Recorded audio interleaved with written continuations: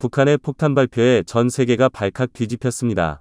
시진핑의 말이라면 뭐든지 할 것 같았던 북한이 갑자기 한국군과 주한미군을 북한에 주둔시켜 중국으로부터 보호해주면 한국에 엄청난 것을 주겠다 라는 폭탄 발표를 한 것으로 전해지면서 난리가 났습니다. 심지어 통일될 가능성까지 제시되고 있는데요. 도대체 김정은 북한 국무위원장이 한국에 얼마나 큰 초대박 제안을 했길래 이렇게 전 세계가 발칵 뒤집혔는지, 중국은 이 충격적인 소식에 어떠한 반응을 보였는지 지금부터 이 놀라운 내용 최고 수익률에서 여러분들에게 전해드리겠습니다. 1945년 8월 15일 제2차 세계대전에서 일본이 항복함으로써 연합군사령부는 당시 일본의 속령에 있던 한반도에 주둔 중인 일본군의 무장해제를 위해 한반도의 북위 38도선 이남에는 미군이, 북위 38도선 이북에는 소련군이 진출하는 것으로 합의하면서 한반도가 두 개의 국가로 나누어져 버렸습니다. 그 후 8월 소련이 가장 먼저 군대를 한반도 북부에 진출시켜 소련 군정을 세웠고, 미국도 9월쯤 군대를 한반도 남부로 진주시켜 미군정을 세웠습니다. 38도선을 경계로 소련은 한반도에 사회주의 정권을 세우길 원했고, 미국은 자유주의 정권을 세우길 원했습니다. 남북에 미군과 소련군이 주둔하며 스탈린은 김일성을, 트루먼은 이승만 쪽을 지지하며 한반도 남부와 한반도 북부가 결국엔 합의를 얻지 못하고 독자적인 정부가 출범해버린 것이었습니다. 자, 그런데 한반도가 두 개로 나뉜 지 약 77년이 지난 지금 놀라운 일이 벌어졌습니다. 김정은 북한 국무위원장이 깜짝 충격적인 발언을 했는데요. 바로 한국군과 주한미군이 북한에 주둔해서 중국으로부터 북한을 보호해달라는 것입니다. 그렇게만 해준다면 북한이 한국의 상상을 초월하는 엄청난 것을 주겠다는 것입니다. 갑자기 김정은이 한국에 왜 그랬을까요? 김정은은 1984년 조선민주주의인민공화국이 국방위원장 겸 수반 김정일과 무용수 출신 넷째 부인인 고용희 사이에서 차남으로 태어났습니다. 김정은 북한 노동당 위원장이 스위스 유학 시절 이웃들과 눈도 맞추지 않았다는 증언이 나왔다고 미국 자유아시아 방송 RFA 27일 보도했습니다. 그런데 보시면 김정은의 어린 시절은 놀랍게도 매우 날렵한 체형이었습니다. RFA는 김 위원장이 스위스 유학 시절인 1996터부터 1998년형 정철, 이모인 고용숙의 가족과 스위스의 수도 베른 교회 리베펠트의 키르이슈트라세 10번지에 있는 3층 연립주택에 머물렀다는 스위스 공영방송 SBC의 최근 보도를 전했습니다. 방송은 이 주택 이웃의 말을 통해 김정은이 당시 이곳에서 길 하나만 건너면 있는 공립학교에 다녔으며 그가 집 앞 공터에서 끊임없이 콘스탄틀리 농구를 하곤 했다고 보도했다고 RFA는 전했습니다. 빅토르 슈미트로 알려진 이 이웃은 1990년대 말 북한 외교관 일가족이 당시로선 새 건물이었던 이곳에 머물렀던 기억이 난다라며 어린 남자아이 4명이 집 앞 공터에서 끊임없이 농구를 하곤 했다라고 말했다고 RFA는 전했습니다.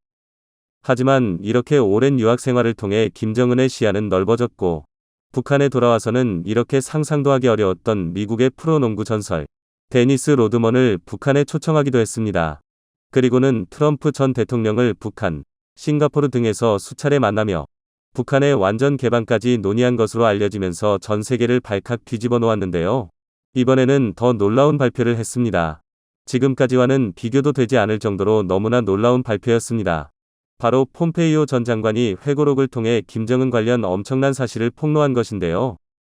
폼페이오 전 장관은 24일 현지 시간 회고록 한치도 물러서지 말라 네버 기브 안 인치. 내가 사랑하는 미국을 위한 싸움 파이팅 포 더 아메리카 아이 러브를 통해 김정은 위원장과의 대화를 폭로했습니다. 폼페이오 전 장관이 대화 중 중국 공산당은 늘 미국의 미군이 한국을 떠나면 김 위원장이 매우 기뻐할 것이라고 한다고 말하자 김 위원장이 신나서 손으로 탁자를 치면서 중국인들은 거짓말쟁이라고 외쳤다고 전했습니다. 즉 중국이 거짓말을 하고 있다는 것인데요. 김 위원장은 중국 공산당으로부터 자신을 보호하기 위해 주한미군이 필요하며 중국 공산당은 한반도를 티베트와 신장처럼 다룰 수 있도록 미군이 철수하는 게 필요하다고 주장한다고 말했습니다. 그러면서 오히려 중국으로부터 북한을 보호하기 위해 한국군과 주한미군이 필요하다는 파격적인 발표를 했습니다. 폼페이오 전 장관의 회고록에는 이외에도 김정은 북한 국무위원장에 대한 아주 디테일한 내용들이 담겨 있었는데요. 김 위원장은 45분마다 중요한 전화를 받기 위해 대화를 중단했는데 폼페이오 전 장관의 회고록에는 이외에도 김정은 북한 국무위원장에 대한 아주 디테일한 내용들이 담겨 있었는데요. 김 위원장은 45분마다 중요한 전화를 받기 위해 대화를 중단했는데 이 전화는 애연가인 김 위원장이 담배를 피우기 위해서였다고 폼페이오 전 장관은 전했습니다. 이에 전문가들은 북한이 곧 한국과 미국의 북한 경제특구를 개방하는 것을 시작으로 단계적으로 북한 전역을 개방하고 한 미 연합군이 북한에 주둔하는 것을 허용해 중국으로부터 북한을 보호할 계획이라 전했습니다. 북한이 이렇게 중국의 뒤통수를 친 이유가 있습니다. 지난 70여 년 동안 북한이 중국을 큰형님처럼 따른 결과 북한이 전 세계에서 두 번째로 가난한 국가로 전락했습니다. 북한을 탈출해 남한으로 건너온 한 기자는 북한 사람들은 흔히 추운 것은 참을 수 있어도 배고픔과는 타협할 수 없다는 말을 자주 씁니다. 남한을 비롯한 세계에서는 코로나로 인해 세계 경기가 침체하였다고 해도 아직까지 굶는다는 사람은 없습니다라며 코로나19로 인해 경기 침체가 장기화하면서 북한 주민들 속에서는 제2위 고난의 행군이 도래할지 모른다는 우려의 목소리가 나오고 있습니다라고 전했습니다. 네, 그렇습니다. 이번 코로나 사태로 북한 주민들이 폭발해버린 것입니다. 더 이상 이렇게 중국과 손을 잡고 있다가는 생존할 수 없을 정도로 나라가 폭삭 망해버릴 수 있다는 공포로 뒤덮였습니다. 그리고 이를 인지한 김정은 위원장이 더 늦기 전에 중대 결단을 내린 것이죠. 사실 얼마 전부터 북한이 중국을 대하는 태도도 심상치가 않았습니다. 중국이라면 단어 하나하나 모두 신경 써가며 극존칭만 쓰던 북한이 이제는 갑자기 중국은 온갖 비열한 짓을 서슴지 않았다라며 이미 최강의 핵보유국이 된 우리에게 있어서 선택의 길은 여러 갈래라며 중국을 배신하고 한국 그리고 미국과 손을 잡을 수 있음을 시사했습니다. 투자의 귀재로 물리는 짐 로저스도 얼마 전 5년 안에 남북이 통일될 것이라 확신에 찬 전망을 내놓았는데 이것이 현실이 되는 분위기입니다. 로저스 회장은 22일 연합인포맥스와의 단독 화상 인터뷰에서 너무 오랜 시간이 지나기 전에 38선은 사라질 것이며 향후 5년 안에 남북 통일이 될 것으로 예상한다라고 밝혔습니다. 그러면서 로저스 회장은 통일된 한반도가 아시아에서 뿐만 아니라 세계에서도 가장 흥미로운 곳이 될 것이라며 매력적인 투자처임을 강조했습니다. 그는 남한의 자본과 경영기술, 북한의 풍부한 천연자원과 값싸고 숙련된 노동력이 결합해 경제 부흥을 이끌 것이라며 특히 북한은 중국의 접경지역이므로 미래가 밝다라고 강조했습니다. 이어 통일이 되면 현재 국방비 예산을 경제 등 다른 분야에 투자할 수 있다라면서 그 예로 시베리아 횡단 철도를 잇는 동서의 철길이 재건되면 한반도는 글로벌 교통 허브가 될 수 있다라고 설명했습니다. 그는 통일만 된다면 이러한 자원을 바탕으로 무엇이든 만들어내 전 세계 시장으로 판매할 수 있다라면서 어떤 사업을 해도 다 잘 될 것이라고 강조했습니다. 로저스 회장은 한반도 관광을 가장 큰 투자처로 꼽았습니다. 그는 남북 경협이 원활해지고 평화가 오면 전 세계 관광객들이 한국의 문화재와 전통, 음식 등을 즐기러 몰려올 것이라며 한국이 역사상 처음으로 세계 관광지도에 이름을 올릴 수 있다라고 말했습니다. 그러면서 내가 대한항공에 투자한 것도 남북 교류가 가능해지면 북한으로 오가는 교통수단의 수요가 많아질 것을 대비한 것이라며 북한의 전기 관련 사업에 투자해도 대박날 것이라고 전망했습니다. 뿐만 아니라 김정은 위원장이 한국과 미국에 개방하려는 광산에는 60억 톤에 달하는 마그네사이트와 200만 톤에 달하는 흑연이 매장된 것으로 알려졌는데요. 이는 각각 세계 3위, 세계 6위에 달하는 엄청난 규모입니다. 요즘처럼 극심한 인플레이션으로 원자재 가격이 치솟은 상황에서는 더더욱 대박이라 볼 수 있습니다. 중국이 뒷목을 잡고 쓰러지려 하고 있는 것은 바로 이 엄청난 규모의 자원들을 그동안 중국이 독식해왔는데 이를 한국과 미국에 모두 빼앗기기 일보 직전인 상황이기 때문입니다. 자, 그런데 한국의 대박이 배가 아픈 것인지 일본은 한국의 통일을 막기 위해 충격적인 일을 벌이고 있는 것으로 알려졌습니다. 짐 로저스는 일본이 남한과 미국에 대한 북한의 개방을 늦추기 위해 모든 수단과 방법을 가리지 않고 있다라며 일본은 이를 위해 무역전쟁부터 시작해 북한에 대한 거짓 뉴스까지 흘리며 방해 작전을 펼치고 있다고 털어놓았습니다. 로저스 회장은 일본이 이러한 일을 벌이고 있는 이유에 대해서 한국은 북한이라는 새로운 개척지를 통해 일본보다 더 발전할 가능성이 높기 때문이라고 설명했습니다. 반면 일본은 비용이 높은 사업이 많은데 반해 부채가 급속히 증가하고 있다라고 로저스 회장은 지적했습니다. 또 일본은 10년가량 인구가 줄어들고 있으며 이 같은 감소세가 계속해서 이어질 것이라며 일본의 미래에 대해서 긍정적이지 않다라고 말했습니다. 로저스 회장은 북한은 일본에는 없는 많은 천연자원을 보유하고 있으며 인건비가 낮고 훈련과 교육을 잘 받은 노동력을 갖추고 있다라고 평가했습니다. 이어 남한의 여성 인구 부족으로 인한 성비 불균형 문제를 북한을 통해 해결할 수 있다라면서 남북 모두에게 상호이익이 될 것이라고 전망했습니다. 그러면서 그는 통일이 되면 합법적으로 북한에 투자할 수 있게 된다라며 통일 후 한국은 10터부터 20년 안에 세계에서 가장 성공한 국가가 될 것으로 확신했습니다. 오늘도 감사합니다. 세계 최고로 멋진 하루 보내시길 바랄게요. 지금으로부터 40년 전 그 어떠한 힌트 없이 2022년에 벌어지고 있는 일들을 정확하게 맞춘 미국의 예언가가 충격적인 새로운 예언을 남겼다고 합니다. 그는 대한민국의 미래에 대해 언급했다고 하는데요. 2045년에 이르러 대한민국이 세계 최강대국으로 거듭난다는 주장을 펼쳤다고 합니다. 대체 무슨 내용의 예언인지 지금부터 자세하게 설명해드리겠습니다. 1965년 영국의 수학자이자 통계학자인 어빙 존 굿은 미래에 지능 폭발이 일어날 것으로 예측하며 초지능형 기계 얼트레 인텔리젠트 머신의 존재를 암시했죠. 인간의 모든 지적 활동을 훨씬 능가할 수 있는 기계의 등장. 그의 예측에 따르면 만약 기계가 초지능을 가지게 될 경우 압도적인 계산 능력으로 미래를 예측할 수 있을 것으로 내다봤죠. 그러나 그의 예측과는 달리 50년이 넘는 시간이 흘러도 기계가 인간 사회의 미래를 예측할 정도로 발전하진 못했습니다. 심지어 어떤 과학자들은 불가능한 꿈이라고 얘기하면서 비관적인 전망을 내놓았습니다. 반면 기계와 달리 인간은 소름 끼칠 정도로 정확하게 미래를 예측하는 모습을 종종 보여주곤 하는데요. 소위 말하는 예언가들은 미래에서 온 것처럼 정확하게 미래의 모습을 예언했습니다. 그 중에서도 놀라운 정확성으로 미래를 예언하는 한 인물이 있는데요. 바로 딘 군츠라는 인물입니다. 소설가로도 활동하는 그는 1981년 어둠의 눈이라는 책을 출간했는데요. 그가 출간한 소설에는 놀라운 내용이 담겨 있었습니다. 지금으로부터 약 40년 뒤에 코로나 바이러스가 창궐, 지구상의 사람들이 코로나로 인해 고통받을 것을 묘사한 것입니다. 심지어 바이러스가 퍼진 장소를 중국 우한이라고 명시하며 우한 400이라는 인공 바이러스가 중국 연구소에서 만들어진 것이라는 주장을 펼쳤는데요. 놀랍게도 그가 소설에서 예측한 일들은 현실에서도 일어났습니다. 그가 어둠에 눈을 썼을 때 독자들 가운데서 우한이라는 장소를 모르는 이들도 많았고 거기서 바이러스 연구가 진행되는지도 몰랐던 사람들이 많았습니다. 40년이 지나서야 비로소 그가 예측한 미래가 얼마나 정확한지 알 수 있었던 것인데요.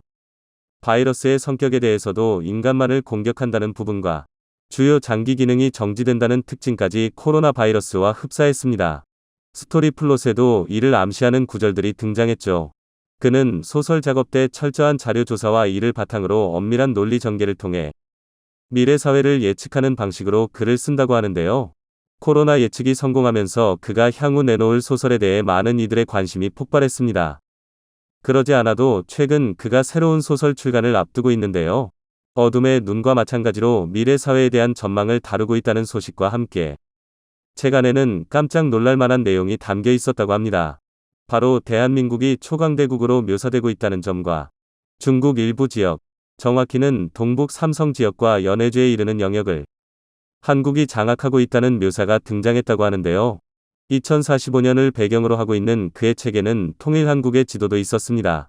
놀라운 예측을 보여준 딘 퀸츠의 미래상에 많은 이들이 회의를 드러내며 북한과 통일한 대한민국이 더 나아가 중국 지역까지 정복한다는 점에 대해 말도 안 된다는 의견을 보였는데요. 하지만 딘 퀸츠만이 아니라 여러 예언가들은 미래 한국에 대해 지금보다도 더 광활한 지역을 다스리는 초강대국이 될 것이라 전망했었습니다. 미래학자들 역시 한국이 미국과 유럽의 뒤를 잇는 선진국으로 발돋움할 것이라는 전망을 내놓을 정도죠. 구글이 세계 최고의 미래학자로 선정한 토마스 프레이 미국 다빈치 연구소 소장은 미래 사회에 대한 깜짝 놀랄 만한 사회상을 제시하는 인물인데요. 그는 과거 IBM 엔지니어로 재직하면서 270여 차례 이상 디자인과 기술 분야에서 수상을 하는 혁혁한 성과를 올린 인물로 미래 예측에 대해 전문가라고 불리는 전설적인 존재입니다. 그런 그가 대한민국은 앞으로 무궁무진하게 성장할 것을 예측하며 한반도는 향후 10년 안에 통일을 이룰 것이며 더 나아가 중국 대륙까지 진출할 가능성이 높다고 얘기했죠. 미국 정치계의 구루로 유명한 지정학 전문가이자 인구통계학자 피터 자이안도 한국의 중요성을 강조하며 앞으로 2030년대가 되면 세계는 예전의 세계가 아니라고 전망했습니다. 그는 저서에서 한국인에 대한 언급을 남겼는데요. 한국인들은 난관을 극복할 근성이 있다고 평가한 그는 한국의 존재 자체가 경제 이론과 지정학을 모두 거스른다고 바라봤는데요. 중국과 일본을 비롯해 세계적으로 강력한 국가 가운데서 당당하게 자기 목소리를 낼 수 있고 경제적으로도 끊임없이 발전해 일본을 추월하고 중국까지 압도하는 힘을 가진 나라는 전 세계에서 유일하게 한국밖에 없다고 평가했죠. 세계의 중심이 대서양에서 태평양으로 이동할 것이며 중국을 비롯해 아시아 국가가 세계 패권을 잡을 날이 올 것이라 예측한 프랑스 석학 자크 아탈리 역시 한국의 다이나믹한 성장을 주목, 긍정경제 파지티브 이코노미를 주장한 그는 한국은 자신이 설명한 긍정경제의 좋은 사례라고 언급하며 한국은 일본은 물론이고 중국을 추월할 만한 가능성을 가진 국가라고 주장하며 한국이 동아시아의 맹주로 성장할 수 있다고 예측했습니다. 미 블룸버그를 비롯 해외 외신이 귀를 기울이는 미래 전문가 제이슨 생커 회장 역시 한국을 주목했었는데요. 현재 탈중국 흐름을 예측한 그는 중국 대신 한국이 그 자리를 채울 것이며 미래 사회의 길을 한국이 잡을 것이라고 바라보며 한국을 주목해야 한다고 바라봤습니다. 한국의 고승이자 여러 예언의 정확성으로 화제를 불러 모았던 타너 스님 역시 늘 한반도가 세계의 중심이 된다고 말하며 국제적인 권능의 지도자 위출현을 암시했는데요. 그는 한국이 조만간 통일을 할 것이며 통일한국의 등장으로 대한민국은 유례 없이 부강한 시기를 누릴 것이라고 전망했는데요. 이에 그치지 않고 향후 미래에 있을 지각 변동에 대해 예언했습니다. 대규모 지각 변동에서 한국을 중심으로 세계가 평화를 되찾을 것으로 바라본 것이죠. 그의 예언 중 특히 주목할 부분은 바로 만주에 대한 이야기입니다. 잃어버린 한국의 옛 영토 가운데 만주 지역이 한국 손으로 들어올 것으로 예언했습니다. 해외의 예언자들도 한국에 대한 비전이 보인다며 한국의 부강한 미래에 대해 공통적으로 이야기했는데요. 병자를 고치고 미래에 대한 소름 끼치는 예언으로 유명한 신디 제이콤 선교사는 하느님으로부터 한국의 미래에 대한 계시를 받았다고 하는데요. 그 전까지 한국에 대해 잘 알지 못했던 그녀는 하느님의 계시를 듣고 한국의 진면모를 알게 되었다고 하는데요. 그녀는 하느님께서 한국인을 하느님이 특별히 쓸 것이며 한국의 영광스러운 나날이 이어질 것을 언급했습니다. 그녀는 한반도의 미래에 대해 강력한 바람을 보았다고 얘기하며 한반도 넘어 중국까지 기운이 이어진 것을 확인했다고 하는데요. 북한이 무너진 이후 한국이 북한과 하나로 합쳐질 것이며 통일 한국은 중국까지 진출해 그 강역을 넓힐 것으로 예언했습니다. 열강 중 가장 특별한 국가로 한국을 선택했다고 하죠. 조선시대 정감록에서도 한국의 미래를 예언하며 한국이 지금보다도 더 큰 나라가 될 것을 암시했죠. 미래학자들을 비롯해 예언가들 모두 한국이 지금보다도 더 큰 나라가 될 것을 공통적으로 이야기하고 있습니다. 이미 대한민국은 경제 수준만 따져보면 세계 10위권에 들었으며 군사력은 세계 6위에 해당하는 놀라운 업적을 이루었습니다. 전통적으로 선진국이라 평가받던 이탈리아보다 더 강력한 국가라는 평가를 받으며 기록을 갈아치우고 있죠. 반면 미국을 제치고 세계 최강대국이 될 것으로 전망했던 중국은 코로나로 인해 주요 도시가 봉쇄되면서 여전히 바이러스의 영향 아래에서 벗어나지 못하고 있습니다. 고공성장을 거듭했던 과거와 달리 성장세도 뚜렷하게 둔화되었죠. 게다가 반도체를 비롯해 첨단 기술의 기술력도 부족한 것이 드러나 중국 각지에서는 중앙정부의 성장세에 불만을 품은 이들이 나타났습니다. 세계 그 어느 나라보다도 강한 통제를 하는 중국의 정책에도 불만을 품은 이들이 늘어나면서 중국은 무너지고 있습니다. 동북 삼성을 비롯해 만주 지역에서는 서서히 한계를 드러내는 중국 대신 성장하는 한국에게 붙자는 의견이 나올 정도로 중국은 실책을 거듭하고 있죠. 예언가들이 얘기한 한국의 미래가 몇 년 안에 현실로 나타날 수 있습니다. 하와이대 명예교수이자 세계적인 미래학자 짐 데이터는 코로나 이후 한국의 성장 속도에 감탄하며 대위기 이후 한국과 미국의 4가지 미래라는 보고서를 냈는데요. 한국의 현실에 대해 누구보다도 냉정하게 바라보는 그는 그 어느 때보다 전 세계적으로 주목을 받고 있는 지금 한국의 기세는 다른 어떤 나라들보다 강하다고 평가하며 다양한 국가들이 한국을 롤모델로 삼고 있다는 이야기를 했죠. 그조차도 한국의 통일에 대해 언급하면서 미래에 한국이 중국 일부까지 차지할 수 있다는 관측을 내놓았습니다. 향후 한국의 미래는 상상 그 이상이라고 볼 수 있죠. 유엔에서 최초로 개발도상국 지위에서 선진국으로 거듭난 대한민국. 예언가들의 예측처럼 한국이 북한을 통일하고 동북 삼성과 연해주까지 손에 넣어 최강대국으로 군림할 수 있기를 기원해보겠습니다. 시청해주셔서 감사합니다.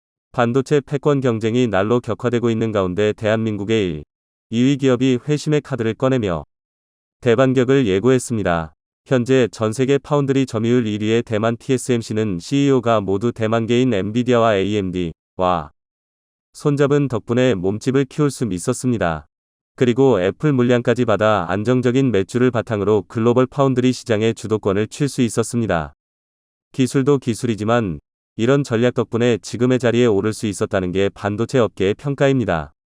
그런데 삼성의 추격도 결코 만만치 않은 상황으로 최근 이재용 회장과 엔비디아 젠슨 황 CEO가 미국의 한 일식집에서 회동한 장면이 언론에 노출되며 TSMC에게 위기감을 안겨줬는데요. 최근 챗GPT 등 시반도체 수요가 증가하면서 반도체 업황 반등이 가시화되고 있다는 전망이 나옵니다. 실제로 얼마 지나지 않아 엔비디아가 차세대 고성능 GPU의 TSMC 대신 삼성의 3나노 파운드리를 활용할 거란 예측이 나오며 분위기가 달라졌음을 짐작케 했습니다. TSMC의 3나노 미세공정 반도체 생산 단가가 지나치게 높은 반면 성능 개선은 5나노보다 크지 않은데 삼성이 기술로 치고 올라가면서 최신 3나노 공정에서 삼성이 엔비디아 물량을 가져갈 수 있다는 얘기가 나오고 있습니다. 그런데 이번에 삼성이 현대차와 처음으로 손을 잡아 전 세계적으로 화제가 되고 있다고 하는데요. 국내 1, 2위가 드디어 손잡아 세계를 장악하기 위해 뭉쳤다고 하는데 이들의 회심의 전략이 무엇인지 자세히 알아보겠습니다. 최근 글로벌 반도체 업계에선 드디어 올 것이 왔다는 이야기가 확산되고 있다고 합니다. 다름 아닌 삼성과 현대차가 차량 반도체 분야에서 손을 잡기로 했다는 소식이 전해지면서 반도체 업계에 엄청난 긴장감이 휘몰아치고 있는 건데요. 가뜩이나 반도체 패권을 두고 각국이 치열하게 경쟁하고 있는 상황에서 글로벌 시장에서 독보적인 지위를 보유한 두 기업이 머리를 맞대자 두려움이 벌써 앞서고 있기 때문입니다. 반도체 업계에 따르면 최근 현대차가 첨단 운전자 보조 시스템 ADAS와 인포테인먼트를 구현하는 핵심 칩 설계와 생산을 삼성에 맡긴 것으로 확인됐습니다. 반면에 삼성은 현대차가 요구하는 사항을 받아 해당 칩을 설계하고 선단 공정에서 생산을 해주기로 했는데요.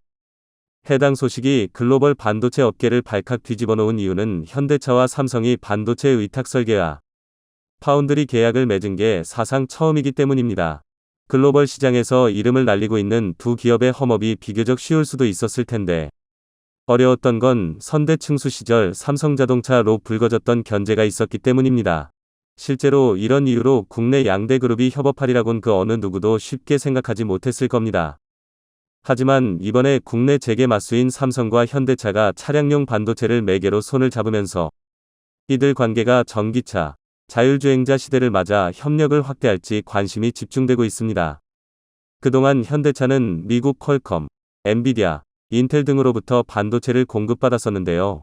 차량용 반도체는 차량의 안전성과 직결되는 부품 특성 때문에 장기간 협력 관계를 유지해온 반도체 기업들이 독차지해왔던 게 사실입니다. 삼성의 메모리 반도체 칩도 현대차에 탑재하긴 했지만 주요 공급업체는 아니었는데 감염병 사태 이후 현대차의 생각이 확 달라졌습니다. 국내에서 칩을 조달해야 할 필요성을 인식했기 때문입니다. 삼성의 경우 차량용 속 개발 이력이 적지 않은데 아우디 차량용 인포테인먼트용 속는 물론 테슬라가 처음으로 내재화한 오토파일럿용 속 역시 삼성이 설계와 양산을 성공적으로 해냈었습니다. 이에 따라 2020년 정의선 회장이 삼성 SDI 천안 사업장에 이재용 회장은 같은 해 7월 현대차 남양연구소에 방문하는 등 본격적인 교류를 시작했는데 이런 협력의 결과물이 이번 차량용 반도체로 귀결된 겁니다. 이런 흐름 속에 앞서 7일 삼성이 차량용 프리미엄 인포테인먼트용 프로세서인 엑시노스 오토 V920을 현대차에 공급하기로 했다고 밝힌 건 의미가 무척이나 깊은데요. 제품 공급과 관련해 특별한 발표가 없었던 다른 관계사 사례와 달리 이번에 삼성의 엑시노스 오도 V920 공급 소식은 공식 발표로 공개됐기 때문입니다. 그만큼 미래차를 겨냥한 삼성과 현대차의 협력 관계가 공식화되는 신호라는 해석입니다. 엑시노스 오토 V920은 삼성의 프리미엄 IVI-용 프로세서로 기존 제품에 비해 CPU 성능이 1.7배 향상됐을 뿐 아니라 차세대 GPU를 탑재해 그래픽 처리 성능이 2배 빨리 졌습니다. 이를 통해 운전자는 고사양의 게임을 비롯해 더욱 실감나는 그래픽 사용자 인터페이스를 경험할 수 있다고 합니다. 이 외에도 최신 연상코어를 적용해 신경망 처리 장치 성능도 2.7배 강화됐는데, 운전자의 음성을 인식하고 상태를 감지하는 모니터링은 물론 주변을 빠르게 파악해 안전한 주행 환경을 제공합니다. 이런 삼성의 엑시노스 오토 V920은 2025년쯤이면 현대차 고급형 차량에 탑재된 것으로 보이는데요. 이렇게 삼성과 현대차의 첫 협업이 성공적으로 마무리된다면 현대차는 점진적으로 외산 비중을 줄여나가 삼성의 물량으로 대체할 것으로 전망됩니다. 실제로 자동차 시장 방향이 전기차, 자율주행자 쪽으로 바뀌면서 이전보다 고성능 차량용 반도체에 대한 수요가 느는 만큼 삼성과 현대차가 상호보완적인 관계를 형성할 가능성이 높은데요. 게다가 현재 삼성은 LG와도 협력을 가속화하며 중국의 추격을 따돌리고 있는 상황입니다. 실제로 가전업계에 따르면 삼성은 이르면 9월 LG 디스플레이에 83형 OLED 패널을 탑재한 TV를 공개할 것으로 보입니다. 삼성은 최근 83형 OLED TV 모델에 대해 전파 인증을 완료했는데, 통상 전파 인증 후 3개월 이내에 출시가 이뤄진다는 점에서 하반기 출시가 예상되는데요. 해당 제품은 삼성의 첫 83형대 OLED TV로 처음으로 삼성이 아닌 LG 디스플레이 화이트 올레드 패널을 탑재합니다. 이렇듯 삼성과 LG의 OLED 동맹은 글로벌 OLED TV 시장 공략이 시급한 삼성과 수요 둔화 해소, 수익성 개선 과제를 안고 있는 LG 디스플레이의 이해관계가 맞아 떨어진 걸까라는 평가입니다. 그런데 사실 삼성과 LG 디스플레이의 TV용 OLED 패널 협력은 전례 없는 일인데요. 과거 삼성이 LG 디스플레이에서 LCD를 구매한 적 있지만 이는 갑작스런 공급망 이슈가 벌어졌을 때 일부 물량에 한해서였습니다. 무엇보다 삼성과 LG는 디스플레이는 물론 전 세계 TV 시장을 놓고 경쟁하다 보니 협력에 소극적이었던 게 사실입니다. 하지만 이번엔 초기 단계인 프리미엄 TV 시장 개척에서 삼성과 LG의 이해관계가 일치하면서 파격적인 협력으로 이어진 것으로 보입니다. 특히 삼성과 LG 디스플레이의 협력은 세계 1위 TV 업체와 세계 1위 OLED 업체가 힘을 합치는 것이어서 중국에 빼앗긴 대형 디스플레이 주도권을 되찾는다는 데 큰 의미가 있다는 해석입니다. 삼성과 LG가 미래 먹거리로 나란히 차세대 디스플레이를 지목한 상황에서 함께 시장을 키워 성장하지는 큰 결단이 작용한 것으로 보이는데요. 한편 전장 분야에서는 삼성 vs LG의 대결 구도를 형성하고 있지만 결국 이러한 경쟁이 한국 산업의 전체적인 발전과 경제적 효과를 가져올 것으로 기대됩니다. 우선 전자업계에서는 LG전자의 전장 부문 수주 잔고가 을에 100조 원에 이를 것으로 내다보고 있는데요. LG전자의 전장 사업은 2013년 자동차 부품 설계 엔지니어링 회사 VENS를 인수하고 이를 전담하는 VC 사업본부를 출범하면서 시작됐는데, 2018년 취임한 구광모 회장 역시 전장 사업의 내실을 다져나가고 있습니다. 실제로 LG전자는 앞서 2018년 오스트리아 헤드램프 기업 ZKW의 지분 70%를 인수했는데, ZKW가 BMW, 벤츠, 포르쉐 등을 주요 고객사로 두고 있는 만큼 글로벌 완성자 업계로 진출할 교두보를 마련했습니다. 재작년엔 글로벌 전장업체 마그나와 손잡고 LG 마그나를 설립했는데, 설립 2년 만에 연매출 1조 원 돌파를 앞두면서 LG전자 전장사업 중 기장 가파른 상승세를 보이고 있습니다. 앞서 2016년 삼성도 80억 달러를 투자해 하만을 인수했었는데요.